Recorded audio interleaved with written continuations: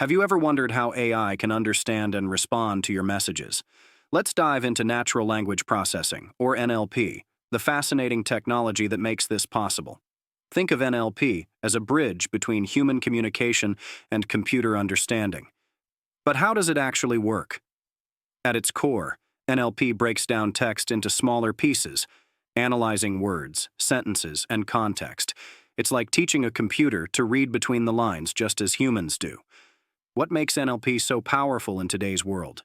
It enables applications like virtual assistants, translation services, and sentiment analysis. But can computers truly understand language like humans?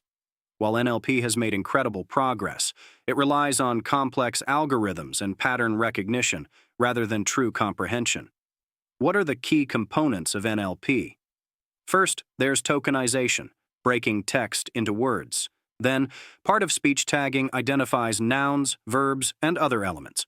Finally, semantic analysis helps understand meaning and context. How will NLP shape our future? From improving customer service to advancing medical research, NLP continues to evolve. Want to learn more? Check out Speech and Language Processing by Jurafsky and Martin and Stanford's free NLP course. If you found this video helpful, don't forget to subscribe. We post new tech explanations every day.